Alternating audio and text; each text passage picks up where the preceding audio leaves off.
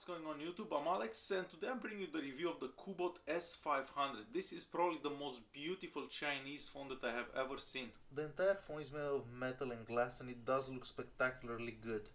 On the back of the phone we have the speaker, the Cubot logo, the fingerprint sensor right there in the center, the camera and the flash.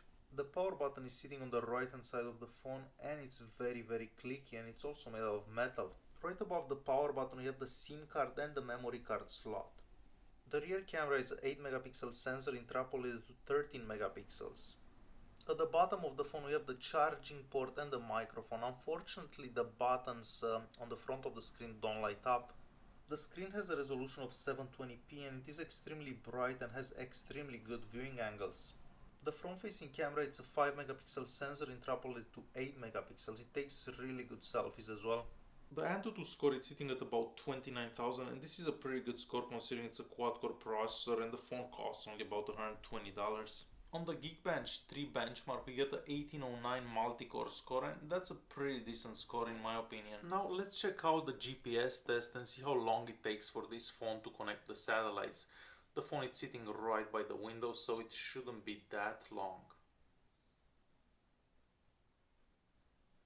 So it took it about 20 seconds or so, so that's pretty decent for any smartphone.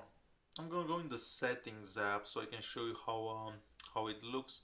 If we go into storage here, we're gonna see that you can install apps either on the SD card or on the phone's storage.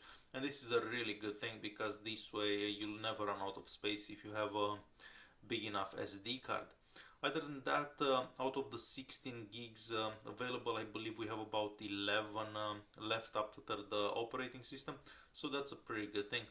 About display, it has adaptive brightness, so the screen will turn on and off depending on the lighting conditions. One thing that I really like about this phone is the gesture unlock, so basically you can double tap the screen to wake up, and that one works pretty much all the time really good. So I'm very happy that they included this feature into this phone. If we go into about phone right here, we're gonna see the Android version, which is 5.1 and the model number. I haven't got any updates and I'm not sure if this phone will ever be updated to Android 6. If you're hoping for root access from the factory, well, you're out of luck. So this phone doesn't have root access from the factory. The multi-touch tester will show us that you can touch the screen in 5 places at the same time and the phone will register all 5 touches. Unfortunately, this phone doesn't have a notification light anywhere. That's a shame, but it is what it is.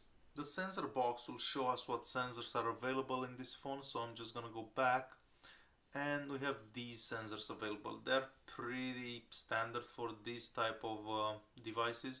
I mean, they're not that expensive and they can have all the sensors that you'd hope for. This phone doesn't have the needed sensors for the compass to work, therefore the compass will not work on this phone. The call quality is very good and everyone heard me quite good. I'm just gonna get the phone closer to the camera so you can hear the speaker on top. Press 1. If you want to talk to a real person using Fido Answers. The rear speaker sounds good, but it sounds somewhat distorted at high levels. The proximity sensor works excellent and as soon as you get close to the phone, the screen turns off. On the speed test on Wi-Fi, the phone reaches the maximum speed on my connection, so it's pretty normal for these kind of phones to get these kind of speeds on my network. I have the YouTube app open. I'm gonna play one of my own videos. This way we can listen to how loud the speaker goes and also see the maximum resolution. So first I'm gonna turn up the volume.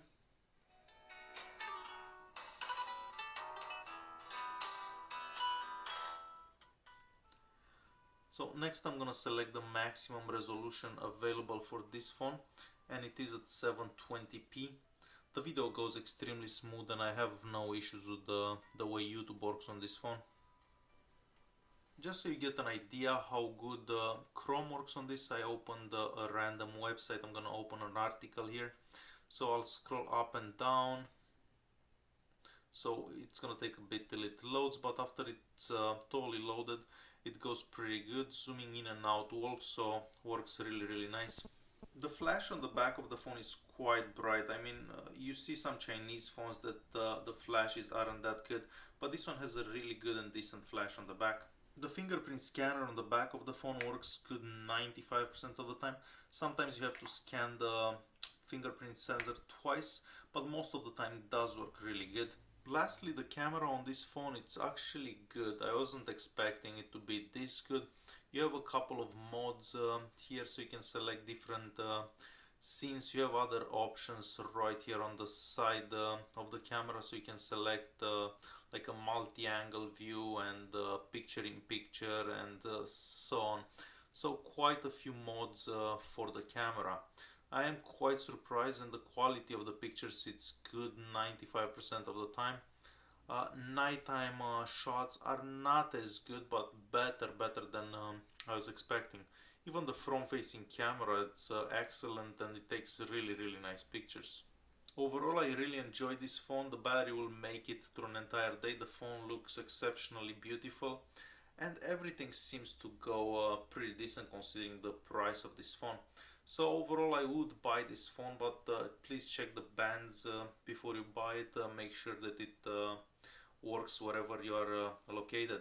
Thanks for watching, and don't forget to subscribe.